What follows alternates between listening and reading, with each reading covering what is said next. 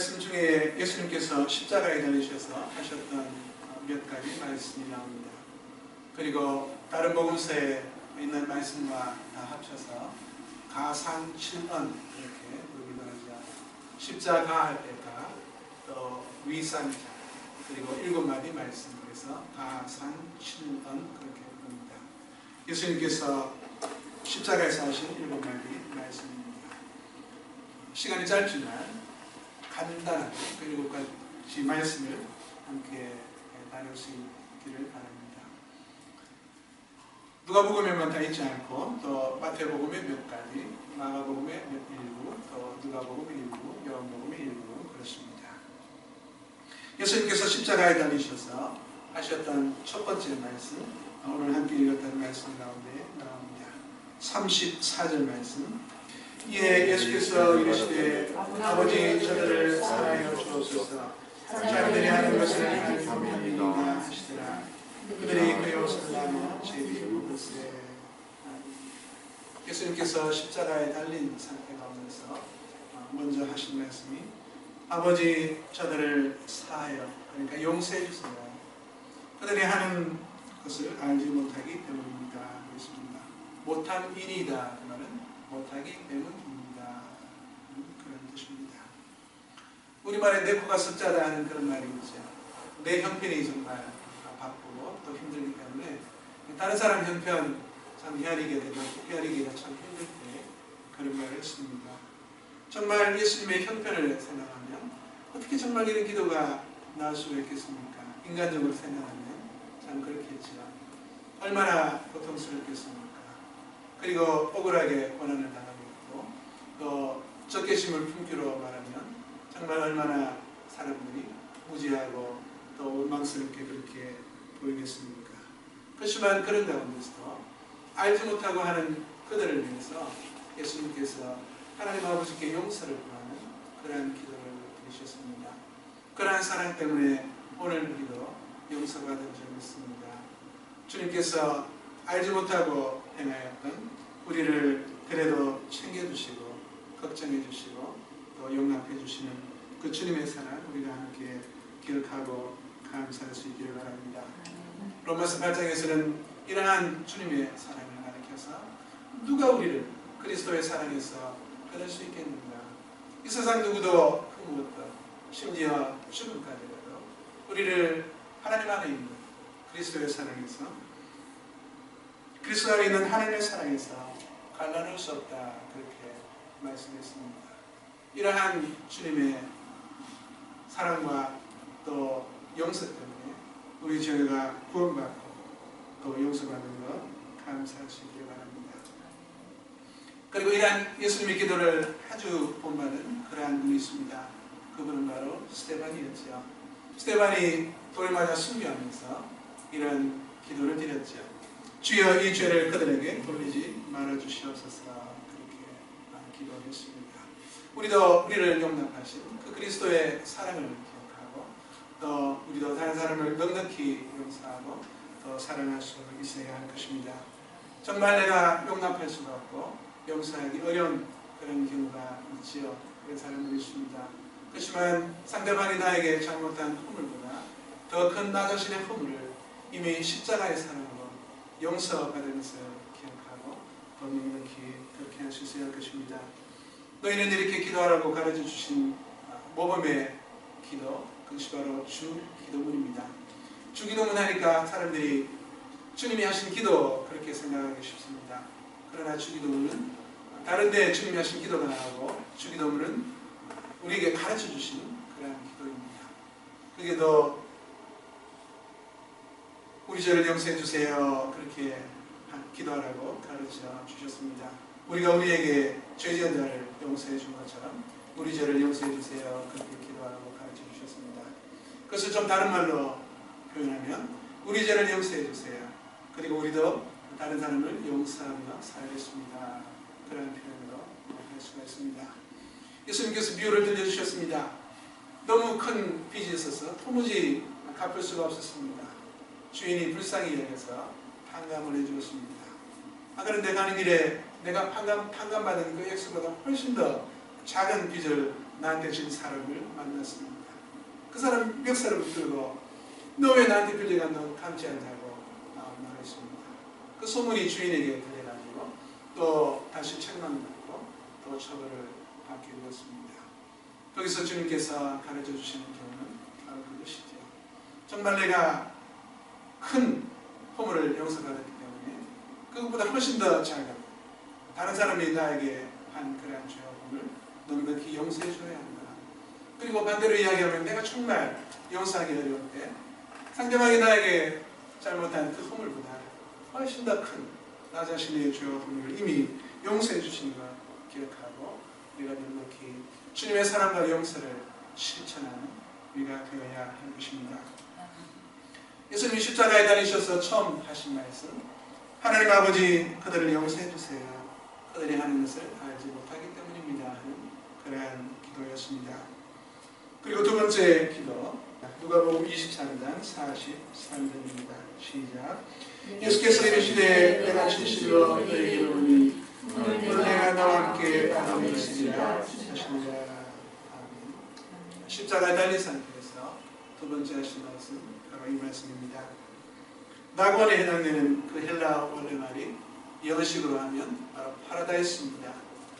이 말은 구약성경 창세기에 나오는 에덴 동산을 헬라말로 번역할 때 영어식으로 말하면 이렇게 번역을 했습니다. 그리고 신약의 그러한 사상을 좀 이제 덧붙여서 말씀드리면 낙원이라고 하는 것은 참 축복받은 자들이 죽은 후에 거처하는 그런 거처라 또 문자적으로 뜻으로 그렇게 표현할 수 있습니다. 어떤 사람에게 이러한 약속을 주셨습니까? 정말 밀란을 일으키고 또 살인죄를 저지른 이러한 행악자에게 주님께서 말씀하셨습니다. 정말 용서할 수 없는 십자가의 사랑 없습니다. 십자가의 사랑으로 덮을 수 없는 그러한 죄와 죄인이 없다는 것을 우리가 기억할 수 있기를 바랍니다. 그 십자가의 사랑은 대상을 초월합니다. 상황을 초월합니다. 그리고 시간을 초월합니다. 강도가 용서받기가 구원받기가 얼마나 부적합합니까? 그리고 십자가 곁을 위해서 용서받기가 얼마나 부적절합니까? 그리고 죽기 직전이었으니까 시간적으로 말하면 얼마나 늦은 그러한 시간입니까? 그렇지만 주님은 그 모든 것을 초월하셔서 다 용서하고 또 구원이 가능하게 해주셨습니다. 그러한 은혜와 사랑은 오늘 우리의 모든 죄와 허물을 덮고도 남을 만큼 넉넉한 구원의 능력과 사랑인 것을 감사할 수 있기를 바랍니다. 셋째로 요한복음 19장 25절부터 27절까지 시작. 예수의 십자가 곁에는 어머니와 부모와 글로가야 하나님과 막달라를 왔습니다.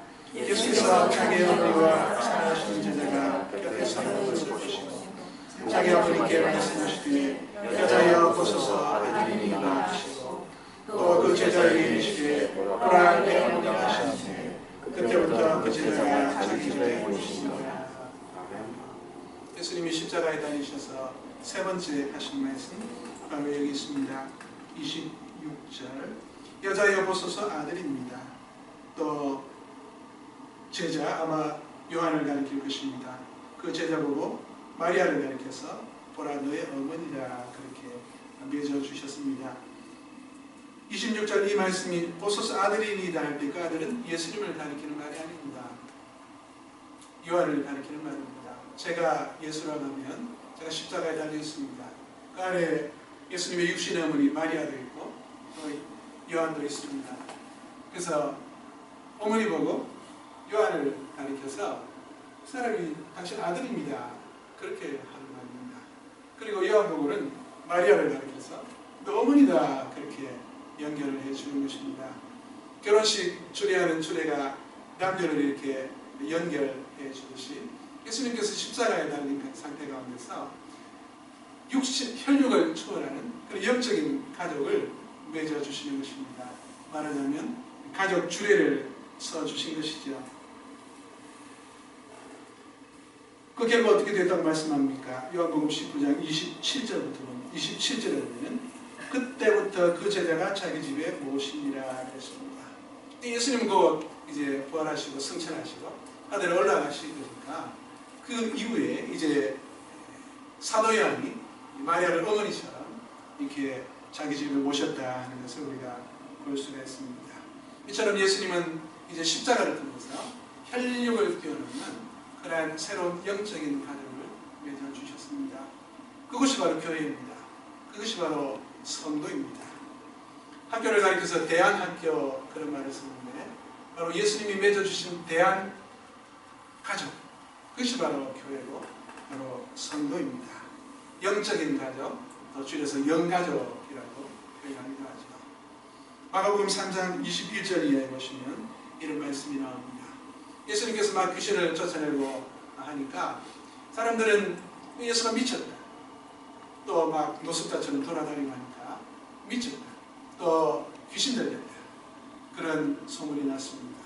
그 소문을 듣고 예수님의 육신의 가족이 예수님을 붙잡으려고 왔습니다. 제가 예수님이라 한다면 예수님 주변에 사람들이 막 모여서 말씀을 듣고 있었습니다. 저 밖에 가족들이 예수님을 데리러 왔습니다. 둘러선 무리들 때문에 가까이 올 수가 없으니까 사람에게 좀 전가를 전해달라고 했습니다. 사람들이 말했습니다. 예수님, 당신 가족이 저 밖에서 찾습니다. 했습니다. 그때 예수님께서 마가복음 3장 33절 이하에 이렇게 말씀했습니다. 누가 내 어머니고 동생들이냐? 뚫어진 자들을 보면서 내 어머니와 내 동생들을 봐라. 누구든지 하나님의 뜻대로 행하는 자가 내 형제요, 자매요, 어머니다 하셨습니다. 혈육에만 얽매이는 그런 가족관이 아니라 이제는 혈육을 뛰어넘는 예수님의 새로운 가족관에 대해서 말씀해 주셨습니다. 결국 예수님의 십자가를 통해서 한 가족으로 맺어졌습니다. 이제는 우리가 혈육을 뛰어넘고 정말 교회를 내 집처럼 여기고 또 십자가의 사랑에 기초해서 성도를 내 가족처럼 여겨야 할 것입니다. 교회 안에 있는 모든 어르신들이 내 아버지여 어머니로 여기고 교회 안에 있는 청년들을 내 아들, 딸로 여기고 교회 안에 있는 어린 아이들도 아들, 딸로 또 손녀, 손자들처럼 그렇게 여겨야 할 것입니다. 여러분, 가족들을 향해서 얼마나 참 사랑을 베풉니까? 아프면 얼마나 간호합니까? 좋습니다. 정말 가족이기 때문에 할 수 있는 일이죠. 그렇게 당연히 해야 하면서도 이제는 우리가 혈육을 뛰어넘어서 우리 가족에게 하는 것처럼 우리 교회와 성도들에 대해서도 그렇게 영접해야 할 것입니다. 그것이 십자가에 달려주신 그 예수님께서 우리를 향하여서 원하시는 그러한 뜻이고 또 기뻐하는 일인 줄 믿습니다. 예수님께서 십자가에 달리셔서 세 번째 하신 말씀, 마리아를 가리켜서 마리아 보고 요한을 가리켜서 보세요 아들입니다. 또 요한 보고 마리아를 가리켜서 너 어머니다 그렇게 말씀하셨습니다. 네 번째 말씀 마가복음 15장 34절 한번 찾겠습니다. 제9시에 예수께서 크게 소리 지르시되 엘리 엘리 라마 사박다니 하시니 이를 번역하면 나의 하나님 나의 하나님 어찌하여 나를 버리셨나이까 하는 뜻이다. 이 말씀과 마태복음에 나와 있는 말씀이 거의 비슷합니다. 마태복음 27장 46절과 거의 동일한 말씀입니다. 예수님이 십자가에 달리셔서 고통 중에 하고 막 비명을 지르는 것도 아니고 사람 살려 그렇게 비명을 지르시는 것도 아니고 바로 방금 읽었던 나의 하나님 나의 하나님 내 하나님 내 하나님 어찌하여 나를 버리셨습니까? 하고 부르짖는 그런 부르짖음이었습니다. 예수님이 당하신 육체적인 고통도 정말 말로 표현할 수 없을 만큼 참 큰 것이죠. 그리고 조롱과 수치도 참 큽니다. 그렇지만 그것보다 더 큰 고통이 있다면 바로 하나님에게 버림받아 단절되는 그러한 영적인 고통입니다. 구약성경 시대 때 성소와 지성소 사이를 휘장이 가로막고 있었죠. 그것은 바로 죄 때문에 하나님께 나아갈 수 없는 그런 영적인 상태를 보여줍니다. 구약성경 이사야 59장 1절 2절에 보면 여호와의 손이 짧아 구원하지 못하신다 아니요 귀가 둔하여 듣지 못하신다 아니라 오직 너희 죄악이 너희와 너희 하나님 사이를 갈라놓고 너희 죄가 그의 얼굴을 가리어서 너희에게서 듣지 않으시게 합니다. 이것입니다. 죄가 하나님과 우리 사이를 그렇게 갈라놓습니다. 로마서 3장 23절 표현을 하면 모든 사람이 죄를 범하였음에 하나님의 영광에 이르지 못했다 그렇게 말씀합니다. 죄는 이렇게 하나님과 사람 사이를 갈라놓습니다. 예수님께서 우리 죄를 대신해서 이제 십자가를 감당하시기 때문에 우리가 겪어야 할 그런 하나님으로부터 끊어지는 그러한 저주와 고통을 예수님께서 한 몸의 맨정신으로 다 당하셨습니다. 예수님이 십자가에 들으셨을 때 사람들이 쓸개 탄 포도주를 건네주었습니다. 예수님 그것을 거절하셨죠.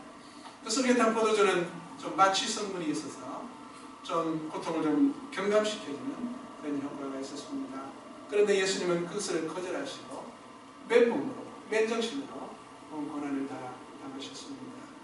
우리 죄의 대가를 다 짊어지기 위해서 그렇게 하신 것이죠. 여러분이나 저나 수술하는데 마취하지 않고 수술받는다 하면 생각해 보세요. 얼마나 고통스럽겠습니까? 예수님이 그런 육체적인 고통, 또 하나님으로부터 단절되어 우리가 당해야 할 그런 영적인 고통을 온몸에 다 당하시는 것 기억하시기를 바랍니다. 이사야서 53장 6절 우리는 다 양 같아서 그릇 행하여 각기 제 길로 갔거늘 여호와께서는 우리 모두의 죄악을 그에게 담당시키셨다 이렇게 말씀하죠. 세례하는 그 예수님을 가리켜서 보라 세상 죄를 지고 가는 하나님의 어린 양이다 그렇게 표현했습니다.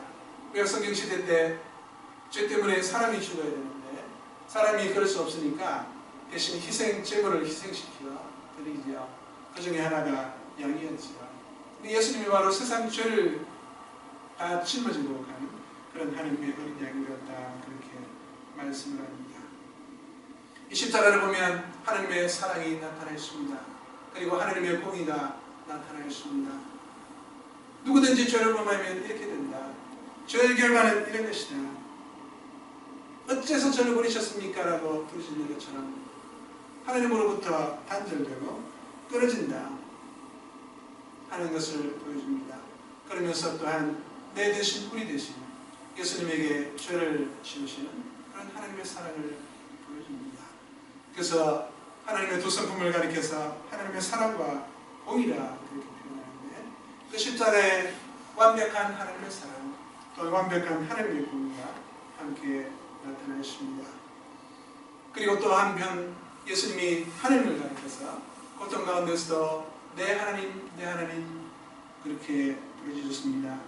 그거는 하나님을 향한 그런 원망이라고 그러기보다는 하나님에 대한 순종 그리고 하나님에 대한 신뢰에 근거한 그러한 부르짖음으로 해석을 합니다.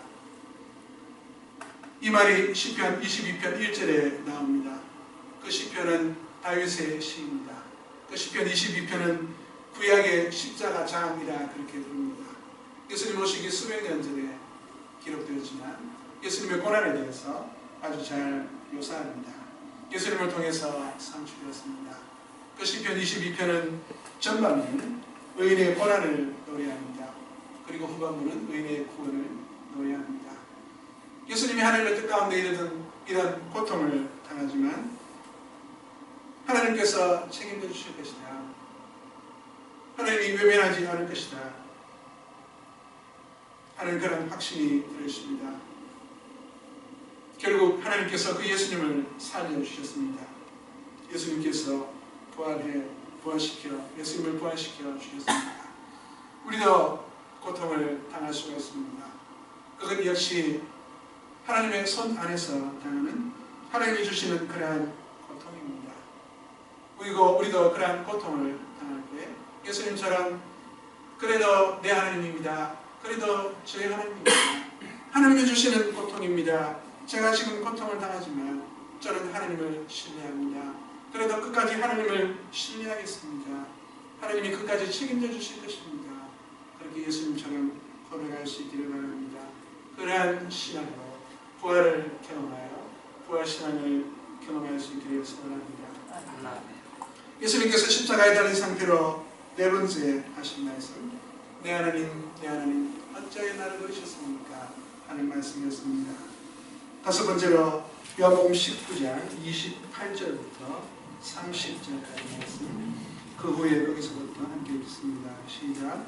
그 후에 예수께서 모든 일이 이미 이루어진 줄 아시고 성경을 응하게 하려 하사 이르시되 내가 목마르다 하시니 거기 신 포도주가 가득히 담긴 그릇이 있느니라. 사람들이 신 포도주를 적시하면을 옷을 쳐여려 예수의 입에 대니 예수께서 신 포도주를 받으신 후에 이르시되 다 이루었다 하시고 머리를 숙이고 영원히 하시니라. 28절에 보면 목마르다는 그 말씀 바로 앞에 예수께서 모든 일이 이루어진 줄 아시고 성경을 응하게 하려 하사 내가 목마르다 하셨습니다. 그 성경은 니은 해놓고 주를 다루는 길을 시편 69편 21절이다 아래편에 나와 있습니다. 이런 것을 관주 성경 그렇게 하는데 성경을 해석하는 방법 중에 성경은 성경으로 푼다 통하기 때문에 그렇습니다. 그래서 이런 것을 잘 활용하면 좀 이해가 될 것입니다. 그 시편 말씀은 그들이 쓰리개를 나의 음식으로 주며 목마를 때는 초를 마시게 하여 사오니 그렇습니다. 한편으로는 정말 세세한 것까지 철저하게 하나님의 말씀에 순종하고 하나님의 말씀을 응하는 그러니까 성경이 이루어지게 하려는 그런 예수님의 철저한 그런 순종을 볼 수 있습니다. 그리고 또 다른 한편으로 왜 예수님께서 그렇게 목마르셨을까 우리가 생각해 볼 수 있기를 바랍니다. 요한복음 6장 38절 이하에 보면 예수님이 이 세상에 오신 것은 자기 뜻이 아니라 자기를 보내신 하나님 아버지의 뜻을 행하기 위해서 왔다. 그런데 그 하나님의 뜻은 무엇이냐? 하나도 잃어버리지 아니하고 예수님에게 주신 자 중에 하나도 잃어버리지 아니하고 마지막 날에 다시 살리는 것이다. 아들을 보고 믿는 자마다 영생을 얻는 것이다. 그렇게 말씀을 했습니다. 예수님은 정말 하나님의 사명을 이루기 위해서 열심히 하셨고 또 배가 고프셨고 목마르셨습니다. 그러한 불타는 예수님의 열정 우리가 생각해 볼 수 있습니다. 요한복음 4장 31절 이하에 보면 사마리아 여인이 예수님을 만난 그런 이야기들이 나옵니다. 이제 여인이 예수님을 만났습니다. 그 사이에 제자들은 먹을 것 구하러 갔습니다.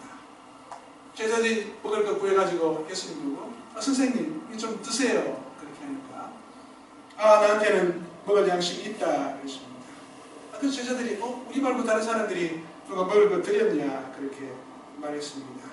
그때 예수님께서 요한복음 4장 34절에 보면 내 양식은 나를 보내신 이의 뜻을 행하며 그 일을 온전히 이루는 것이다 그렇게 말씀했습니다.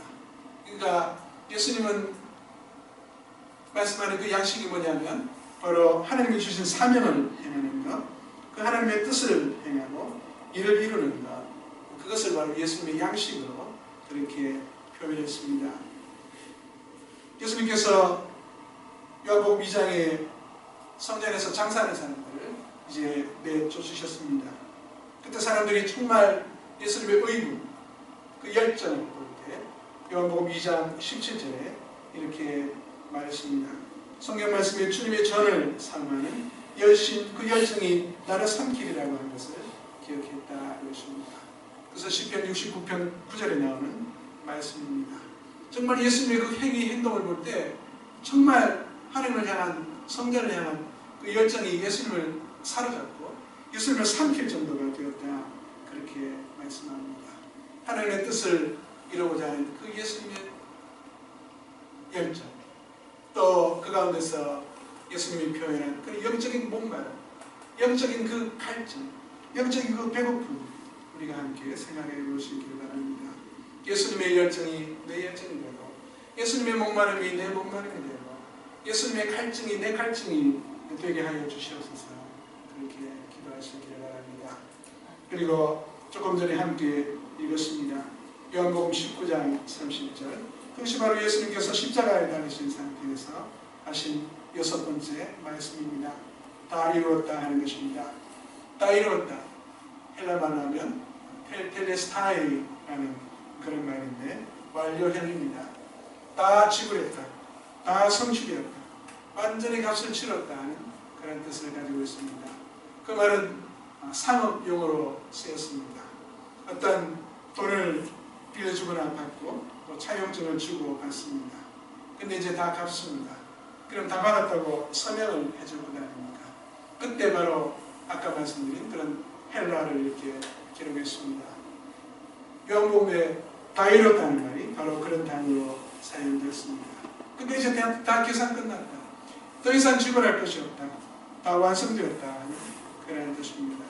하나님께서 예수님에게 맡긴 그러한 구원 사역을 이제 예수님 십자가에 죽으심으로 다 이뤘다는 것입니다. 이제 더 덧붙일 것이 없습니다. 더할 것도 없고 뺄 것도 없이 하나님이 예수님에게 맡기신 그 사명 다 완성했습니다. 어떤 아주 잘 그린 그런 명화가 있습니다. 그리고 우리가 어떤 역할을 할 수 있습니까? 그냥 감상만 하면 되지요. 그런데 거기다가 이 그림이 조금 좀 부족한 것 같다. 그래서 내가 조금 하나 좀 덧칠을 좀 했으면 좋겠다. 그래서 덧칠을 했습니다. 그러면 그 명화가 더 빛납니까? 오히려 그 작품을 망치는 것이죠. 정말 예수님께서 이미 다 이뤄놓으신 거기에다가 내가 조금 의를 보태고 싶다. 내 공로를 조금 더 보태고 싶다 하는 것은 정말 명화에다가 내가 조금 덧붙이려고 하는 것과 같습니다. 바닷물에다가 내가 물 한 컵 더 보태려고 하는 것과 마찬가지입니다. 예수님께서 마태복음 5장 20절에 이렇게 말씀했습니다. 너희 의가 서기관과 바리새인보다 더 낫지 않으면 못하면 결코 천국에 들어가지 못한다 그것입니다. 예수님이 말씀하시는 서기관과 바리새인들의 의가 있습니다. 그러니까 예수님이 제자들에게 요구하시는 의가 있습니다. 서기관들과 바리새인들이 주장하는 의가 무엇입니까? 율법적인 것, 또 외일적인 것, 또 말씀을 그냥 문자적으로만 하려고 하는 그런 것입니다. 그런데 예수님이 말씀하시는 의가 무엇입니까? 믿음으로 얻는 그러한 의죠. 그리고 믿음으로 행하는 그러한 의입니다. 하나님의 나라와 그 의를 먼저 구하라 주님께서 말씀하셨습니다. 믿음으로 내가 구원을 얻고 믿음으로 주님 앞에 나아가서 믿음으로 주님의 뜻을 행하는 것, 또 주님의 말씀에 순종하는 것, 그것이 주님께서 우리에게 정말 요구하시는 그런 의일 것입니다. 그 주님이 요구하시는 그 의, 십자가를 통해서 이미 완성되었고 또 가능합니다. 우리가 감사하고 그냥 믿음으로 감사한 마음으로 받아들이기만 하고 또 거기에 걸맞게 우리가 살아가는 그런 우리의 삶이 될 수 있기를 바랍니다. 마지막으로 처음에 읽었던 누가복음 23장으로 돌아가겠습니다. 예수께서 큰 소리로 불러 이르시되 아버지 내 영혼을 아버지 손에 부탁하나이다 하고 이 말씀을 하시는 무슨 뜻이냐. 부탁한다 하는 것은 예수님 자신의 영혼을 하나님께 맡긴다, 하나님께 양도한다, 하나님께 넘겨준다, 내어준다는 그런 뜻입니다. 하나님이 예수님에게 맡긴 사명, 이제 십자가의 죽음으로 다 이루시고 다 완성하시고 이제 마지막 예수님 자신의 영혼을 하나님 아버지의 품에 맡기고 이제 운명하셨습니다. 우리도 정말 이런 인생이 되게 하여 주시옵소서. 그렇게 소원을 품고 기도할 수 있기를 바랍니다. 예수님처럼 주님 정말 하나님 아버지께서 저에게 맡기신 사명, 세월 허성하지 아니하고 시간 허성하지 아니하고 딴 생각하지 아니하고 다 이루고 마지막 숨을 거두는 그 순간 예수님처럼 우리의 영혼을 하나님 아버지 품에 맡기고 하나님 품에 가게 해주세요. 그렇게 소원하고 기도할 수 있기를 바랍니다. 어떤 선교사 이야기가 있습니다. 그분은 아프리카 선교 사역을 평생 동안 하다가 이제 정년이 되어서 고향으로 돌아오고 있다고 합니다. 옛날이니까 배를 타고 왔습니다. 근데 같은 배에 미국 루스벨트 대통령이 코끼리 사냥을 위해서 아프리카에 갔다가 돌아오고 있다고 합니다.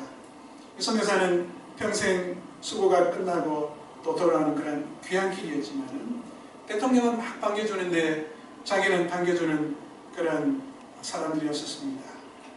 자기 손에는 선교사들을 위한 그런 요양원 약도만 한 장 들려 있었습니다. 요양원에 돌아온 선교사는 정말 참 주체할 수 없이 참 이상야릇한 그런 감정에 사로잡혔습니다. 그때 기도했습니다. 정말 대통령은 코끼리 사냥 마치고 돌아왔는데 정말 환영하는 수많은 인파들이 있었는데 저는 아무도 환영해주는 사람이 없었습니다. 그렇습니다. 그때 하나님께서 이런 음성을 들려주셨다고 합니다. 사랑하는 아들아, 그 대통령은 자기 집에 돌아왔지만 너는 아직 집에 돌아오지 않지 않았느냐, 그렇게 말씀하는 하나님의 음성이 들려왔다고 합니다. 이 세상에서 아직 생을 마치지 않았습니다.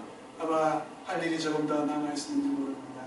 그렇지만 이 세상에서 사명을 다 완성하는데 정말 돌아갈 집이 있고, 그때 대통령 환송하는 그것과 비교할 수 없는 그러한 영광과 복과 상급이 기다리고 있을 것입니다.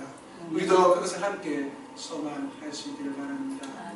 요한계시록 14장 13절을 보면 정말 성도의 복된 죽음에 대해서 이렇게 말씀을 합니다.